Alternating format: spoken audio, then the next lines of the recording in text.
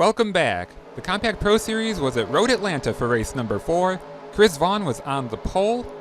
Lap 11, early trouble for Jerry Clark. He was running in second, but man, if you wanted to see someone that's had a really rotten start to the season, you're looking at him right there. Has not finished inside the top 15 at all yet. They restarted lap 14. You see him coming down the S's, one of the coolest sights in road racing. Vaughn still leads, our old buddy Taka in second, Colin Eversley third, and there's Walter Hansen in fourth. Just a lap later, Kenny Fitzpatrick slowed with, we later found out was an ignition problem. No caution for this, but it got a little sketchy as he was trying to come across the track to get to pit road. Everyone had to kind of stack up and avoid him. Right after that, at the back of the pack, John Fred Lowe missed his marks and runs right into the back of Tim the Tiger Eichner. And John took the blame for that one. Oh, gee, boys, I sure am sorry, but me on a road course is like putting an elevator in an outhouse. It just don't belong. Former off-road star P.J. McCormick recorded his first top 10 of the year, so I guess you could say he's adapting pretty well to pavement racing. And Stephen Lawrence, who you saw had that big flip at Concord, he got his first top 5 of the year. But talk about domination. Chris Vaughn led all 30 laps on his way to victory at Road Atlanta, gets his first win of the year, and he's starting to look like a championship contender. It was a beautiful sight at Myrtle Beach for the Safety Clean 150. All the cars were lined up on the front stretch, the fans were already on their feet, several drivers looking to get their seasons turned around after early trouble. Let's get this show on the road. Jet Beckham got his second pole of the year, but it was Matthew Dixon in the Max Life car that got a good jump and passed him on the outside, so he was able to set the pace early and save those tires. Beckham never let him get out of his sight though. He just kept hounding him through lap traffic and stayed right with him. Close call there with the 42.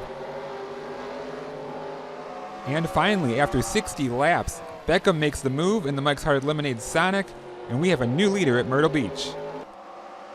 Still navigating through a lot of lap traffic, but it's been a really clean race so far. One of those cars going a lap down was Brett Fisher, who obviously won 2 of the first 3 races. Oh, careful there, Jet. But he's definitely struggling here. Still a lot of racing to go as we're just past halfway, but this is a big gaggle of cars. Throw them under a blanket, 3rd through 8th, right here.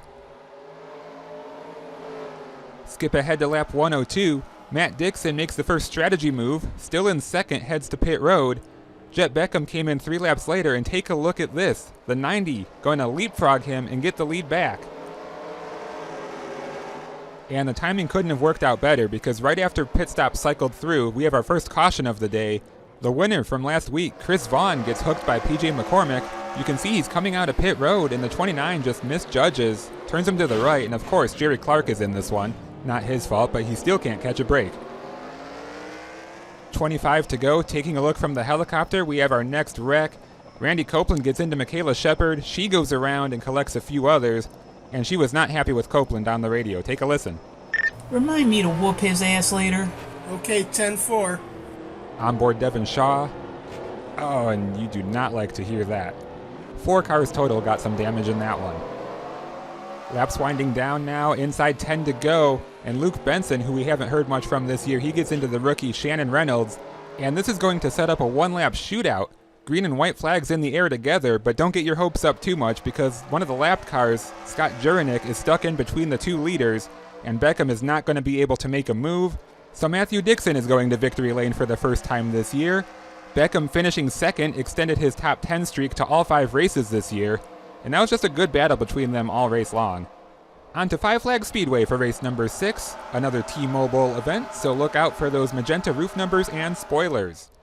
Some good 3-wide action back in the pack to start this thing. This track obviously home to the Snowball Derby, and you really got to take care of your equipment, as you'll see later. Coming to lap 23, battle for the lead, Walter Hansen taking it from Jet Beckham.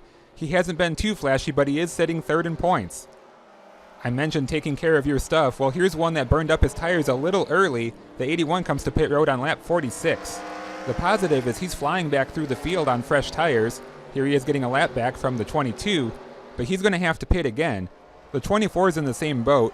He came in a little bit later, but definitely not enough to stretch it. But can they somehow make that 2-stop strategy work? Now we take a look at the cars only doing 1 stop. Matt Dixon was steadily working his way through the field all race, and he's actually going to get around the 22 coming out of pit road, so he's going to be the best on that strategy now. Every car ended up finishing at Myrtle Beach. Not the case here. Devin Shaw, after lap 100, had a header go south and he was out of the race. Shortly after that, Ashton Green, the third generation driver, had a bad camshaft and he goes out. He finishes 47 laps down. But still no caution. It was the Hooters 150 and that car was trying to make some magic happen, but Vaughn has to come in for his second stop. Turns out the two-stop strategy is not going to work. Matthew Dixon inherits the lead back, and it's all smooth sailing from there. He's going to go back-to-back and win at 5 Flags. He was also a T-Mobile eligible driver, so he's going to take home a big chunk of change. Well, that'll do it for this one. We'll see you next time at the Nashville Fairgrounds.